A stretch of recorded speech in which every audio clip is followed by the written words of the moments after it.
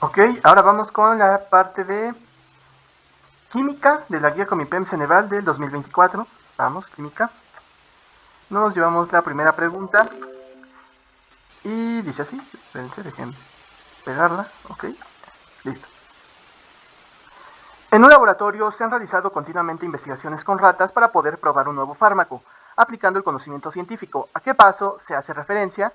Okay. A, hipótesis. La hipótesis es un planteamiento en lo que se pone, se escribe qué es lo que crees tú que va a pasar, ¿no? Cómo crees que va a reaccionar, cómo crees que se va a comportar cierto fenómeno. La experimentación, ya después de que tienes tu hipótesis y has observado el fenómeno, puedes pasar a la experimentación, ¿no? Para ver, recrear tu fenómeno, lo que quieres probar y ver qué comportamientos tiene. Entonces, esta sería la respuesta correcta, ¿no? Están probando en las ratas el nuevo fármaco para ver cómo se comporta. Y la conclusión finalmente es todo lo que pasó en los experimentos, ¿no? Si se cumplió tu hipótesis, si no, por qué sí, por qué no, etc. Entonces, la respuesta correcta sería experimentación. Siguiente. Vamos y la ponemos. Nos dice, ¿cuál propiedad intensiva permite identificar una sustancia? Ok. ¿Qué es una propiedad intensiva? Hay de dos tipos, intensiva y extensiva. La extensiva es la que sí depende de la cantidad de materia que hay, ¿no? De alguna sustancia. Por ejemplo, el peso, ¿no? Mientras más cosas haya de alguna cosa, pues más pesa. En cambio, la intensiva son las que no depende de la cantidad de materia. En este cambio, si pones más cosas de alguna cosa, obviamente va a ocupar más volumen en el espacio, ¿no?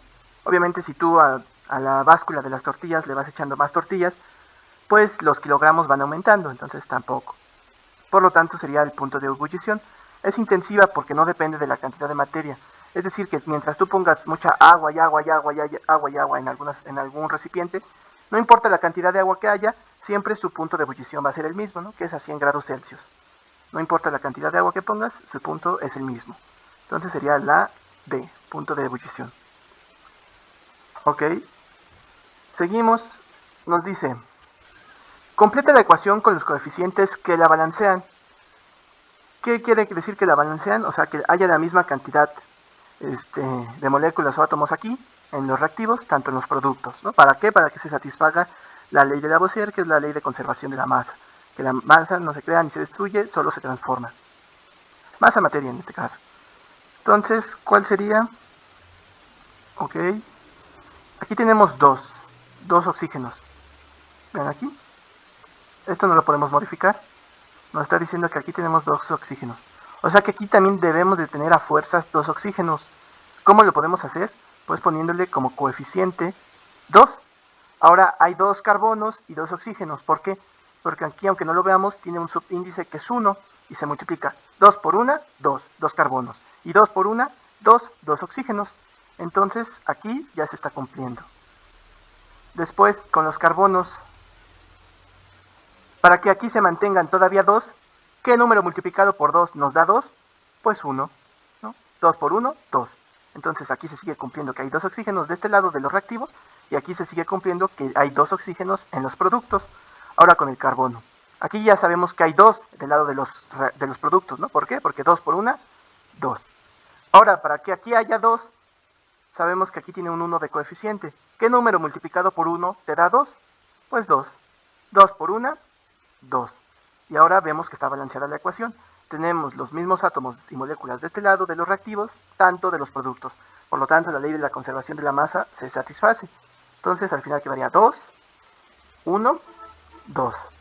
Que la respuesta correcta pues sería la D. ¿Qué es una mezcla homogénea? Es la siguiente pregunta. Ok. ¿Qué es una mezcla homogénea? Hay dos tipos de mezclas, la homogénea y la heterogénea. La homogénea, la que nos están pidiendo aquí, es aquella mezcla igual, ¿no? Homo, pues viene de igual. ¿Qué quiere decir igual? Que ustedes no podrán identificar de qué está hecha esa mezcla. Por ejemplo, cuando ustedes se preparan, pues, para ir a la escuela en la mañana, ya sea, si van en la mañana, pues se hacen un café, un chocomil o algo así. A la leche, pues, ¿qué le echan? El café, el azúcar, y a un licuado, un chocomil, pues le echan el polvito en chocolate, ¿no? Ustedes cuando lo mezclan, obviamente que si le echan una cantidad normal, ustedes nunca van a poder diferenciar en qué parte de su mezcla hay café ¿Y en qué parte hay leche? Pues al final se mezclaron igual, ¿no? En toda la leche se puso café, entonces no puedes decir en qué parte hay tal sustancia, ¿no? Es igual, no se puede distinguir qué la compone esa mezcla. En cambio, en la heterogénea, eh, heterogénea, okay, heterogénea, ese es otro tipo de mezcla. En esa sí puedes tú saber qué compone a la mezcla, ¿no? Puedes identificar qué hay. Por ejemplo, aquí les ponen agua y arena, ¿no? Si ustedes en un recipiente ponen agua y arena, sí pueden ver en qué parte se corta, ¿no? La mezcla. Por ejemplo, el agua y el aceite nunca se van a mezclar, también sería heterogénea. Una ensalada rusa, obviamente ustedes pueden ver qué ingredientes componen a estas ensaladas, al igual que en una sopa de fideos. Ustedes pueden ver, identificar qué es cada ingrediente, ¿no? No es como que se mezcle y nunca sepan qué es lo que están comiendo. Entonces, homogénea, igual es la que nos están pidiendo, pues al final de cuentas es la leche y el café. Ustedes nunca van a poder identificar qué es cada cosa, ¿no? Se ve igual. Ok, siguiente, nos dice, la cantidad de protones que tiene un átomo en su núcleo corresponde con, ok, espero que ustedes puedan ver mi tabla periódica. Ok, aquí hay los elementos que están acomodados en grupos y en los periodos. Vean que aquí tienen un numerito en la esquina superior izquierda, ¿no? 1, 2, 3, 4, 5, 6, 7, 8, 9, 10, bla, bla, hasta el 118, ¿no? 618 elementos en la tabla periódica. Entonces, ¿qué es este número? Este número se llama número atómico, que representa la cantidad de protones, la partícula positiva del átomo, que tiene pues el elemento. En este caso el hidrógeno tiene un protón, su número atómico es el 1. Aquí, por ejemplo, el indio tiene 49 protones, su número atómico es el 49. Entonces la respuesta correcta sería el número atómico. Seguimos.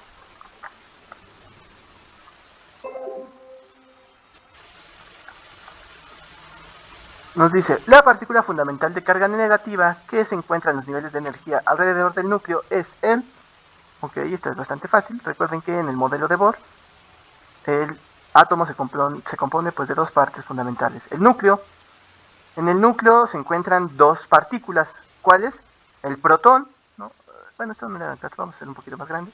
En el núcleo está el protón con carga positiva y los neutrones con carga neutra, o sea, ni positivo ni negativo, son neutros. Esto es lo que compone al núcleo del átomo. Y alrededor, en los orbitales, hay distintos tipos de orbitales, está la partícula negativa, que se le conoce como el electrón, que son los que se encargan pues, de los enlaces químicos. Por lo tanto, la respuesta correcta sería electrón. Siguiente. Nos dice, completa el texto. Los elementos químicos en la tabla periódica están acomodados en orden creciente de acuerdo a su y sus propiedades químicas. Ok. Los elementos químicos de la tabla periódica están acomodados en orden creciente de acuerdo a su... Ah, que ya la vimos, ya se les acabo de decir. Orden creciente, o sea que va de menor a mayor. Vean, este va de 1, 2, 3, 4, 5, 10, 11, 12, 18, 19, 20, 21, 22, bla, bla, 30, 36, 37. Va aumentando, ¿no? Va de menor a mayor. Este numerito que habíamos dicho que era, ¿el número de qué? Tenía el elemento, el número de protones, que se le conoce como el número atómico. ¿Sí? Entonces sería este. El número atómico está en orden creciente en la tabla periódica. ¿Ok? Seguimos. Nos dice, completa el enunciado. Los diferentes elementos que se encuentran en un mismo de la tabla periódica tienen un comportamiento químico similar porque tienen el mismo número de electrones. Ok. Otra vez regresamos a nuestra tabla periódica. Estos que van en fila se les llama periodos. ¿Ok? Estos que van de aquí para acá, periodos. Hay 7 periodos. Y estos que van en columnas, de arriba para abajo, se les llama grupos, o a veces también familias, ¿no? Pero grupos. Hay 18 grupos. Entonces, quiero que vean que comparten pues propiedades, ¿no? Los grupos. A estos, si se dan cuenta, aquí no lo ponen. Todos estos, toda esta columna es un grupo, la cual se le conoce como el grupo de los alcalinos. Esta otra columna amarilla son los alcalinotérreos. Acá tenemos a los metales de transición, columnas igual. Esta otra columna son los gases nobles. Y estas pues ya varían un poco, pero igualmente si se dan cuenta son columnas. Igual esta de aquí, esta de aquí. En que se tienen las mismas propiedades químicas, ¿no? No varían tanto, obviamente tienen sus diferencias como el número atómico. Pero quiero que vean aquí, esta que nos dice aquí dice niveles de energía. Quiero que se fijen en el último número que aparezca. Vamos a empezar pues por el grupo. ¿Ok? Grupo 1, el grupo 1, la primera columna. Vean que el hidrógeno tiene en la última capa tiene un electrón de valencia. El litio también tiene 1. El sodio también tiene un 1. El potasio también tiene 1. El rubidio también tiene 1. El cesio también tiene 1, un electrón en su última capa de valencia. A estos electrones que están en la última capa de valencia se les conoce como electrones de valencia. Ahora veamos, por ejemplo, en el segundo, vean, el berilio también tiene 2 en su última, el magnesio 2, el calcio 2, el estroncio 2, el bario 2, el radio 2. Por lo tanto, los grupos tienen el mismo número de electrones en su capa de valencia. Entonces sería la C. Seguimos. Nos dice, el tipo de enlace químico en el que los átomos comparten sus electrones de valencia para completar su octeto electrónico se llama, que siempre que les hablen de compartir, es el enlace covalente. El enlace iónico se trata de que uno cede y el otro gana, o sea que un átomo va a perder electrones y el otro lo va a ganar. En cambio, en el enlace en donde se comparten electrones, o sea, los dos, o sea, por ejemplo, aquí hay un átomo cualquiera, ¿no? Átomo cualquiera. El electrón que está en su capa va como a girar en torno a los dos. Está compartido. Entonces, covalente es compartir electrones. Por lo tanto, es la A. Seguimos. Nos dice, ¿qué ecuación química representa la descripción de un alambre de cobre fino que se torna incandescente cuando se calienta y se introduce en una botella con cloro gaseoso, produciendo un sólido verdoso? Ok, primero nos dice un cobre fino. Pues el cobre, un alambre de cobre, pues está en estado sólido. El símbolo atómico del cobre es Cu. Entonces aquí vean, Cu, sólido, correcto. Aquí ya no, aquí es otro gas. No, gas no, aquí es otra cosa. Igual sólido, pero tiene cloro, entonces ya no es el cobre normal. Ese también tiene cobre sólido normal, es el alambre, es la representación del alambre. Y aquí tampoco ya no es el alambre de cobre solito, es otra cosa. Entonces podemos descartar esto. Nos dice, se torna incandescente cuando se calienta y se introduce en una botella con cloro gaseoso. ¿Okay? El cloro generalmente está en estado diatómico, o sea 2. Por lo tanto sería este de aquí, en estado gaseoso. Correcto. Y produciendo un sólido verdoso. Obviamente cuando esta de aquí y esta de aquí reaccionan, ¿no? Porque son los reactivos, producen esta cosa de acá, que justamente es un sólido verdoso en estado sólido. Aquí lo dice sólido, S de sólido, G es de gaseoso y la L que ponen así es de líquido. Entonces la respuesta correcta sería la C. Ok, seguimos. Nos dice, ¿cuál es la unidad química utilizada para medir la cantidad de materia? Ok, quiero que vean esta tablita, espero que la alcancen a ver. Estas son las unidades de medida en el sistema internacional, ¿no? Las que se utilizan en todo el mundo, aunque a veces Estados Unidos no lo hacen. Hubo una catástrofe por hacer eso, ¿no? Pero ellos son diferentes y no usan esta.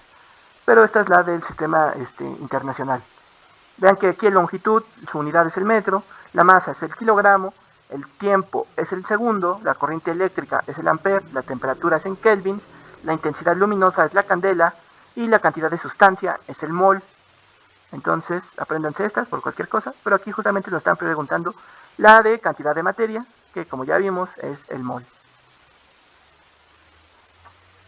Siguiente pregunta, y me parece que es la última. Ok. Nos dice, en la ecuación química, ¿cuáles son los cambios de número de oxidación de Fe, de hierro y de carbono? Ok. Quiero que sepan que de regla el número de oxidación del oxígeno siempre va a ser de -2. Ok. Ay, no se alcanza a ver.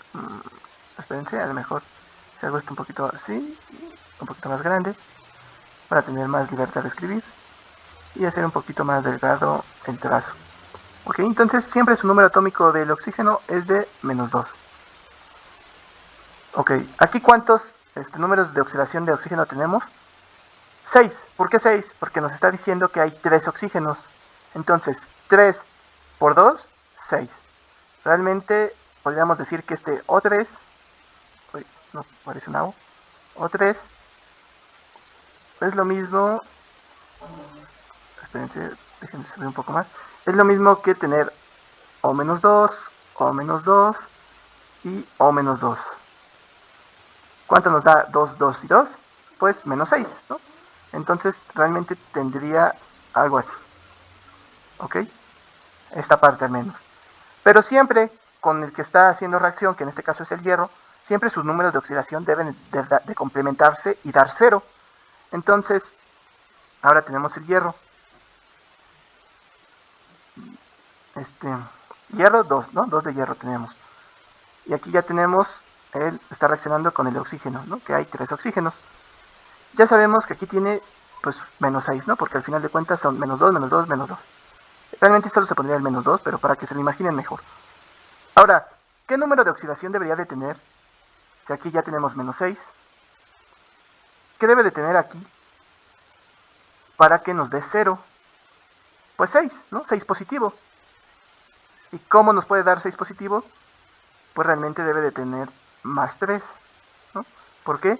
Porque 3 por 2, 6. Recuerden que realmente aquí lo que hay es menos 2. Y menos 2 por 3 nos da menos 6. Y 3 por 2 nos da 6 positivo. 6 menos 6 es igual a 0. Entonces ya tenemos de este lado, que sería hierro, el número de oxidación, más 3. Que pues si se dan cuenta, el único que coincide es la B, pero podemos ver la demás explicación. Ahora podemos con el monóxido de carbono, ¿no? El 3CO2. Ok, sabemos que por regla el número de oxidación del oxígeno es menos 2, pero recuerden que aquí hay un 1 invisible y aquí hay un 1 invisible, o sea que realmente aquí hay 3 oxígenos. ¿Por qué? Porque 3 por 1, 3. 3 por menos 2, pues menos 6, y nos debe de dar 0. Aquí, ¿cuántos carbonos hay? También hay 3, ¿por qué? Porque 3 por 1, 3. Entonces aquí hay 3 carbonos. ¿Por qué se debe de multiplicar este 3 para que aquí nos dé 6 positivo? Pues por más 2, ¿no? 3 por 2, 6. 6 menos 6 igual a 0. Por lo tanto, el número de oxidación del carbono es 2 más, correcto. Ahora vamos a ver en los productos. El 2Fe, 2 hierro, ¿no? 2 moles de hierro. Aquí realmente hay un 1, ¿no? 2 por 1, 2. ¿Por qué número de oxidación debe de multiplicarse aquí para que nos dé 0? Pues por 0. ¿Correcto? Porque aquí ya no importa tanto porque al final de cuentas es hierro normalito, es solo él. Y por último, los 3 moléculas de de dióxido de carbono en este caso, que es 3CO2. Como regla sabemos que el oxígeno tiene un número de oxidación de menos 2. Pero aquí hay ¿cuántos oxígenos? Hay 6 oxígenos. ¿Por qué? 3 por 2, 6. 6 por menos 2, menos 12. Y operando con el carbono nos debe de dar un número de oxidación de 0. ¿Cuántos carbonos hay? Hay 3, porque recuerden que aquí tiene un subíndice de 1. 3 por 1, 3. ¿Qué número multiplicado por 3 te da 12 positivo? Pues 4. 3 por 1, 3. 3 por 4, 12. 12 menos 12, 0. Correcto, 4. Entonces ya sabemos que esa es la respuesta correcta. Eso sería todo por la parte de química Ceneval Comipems 2024.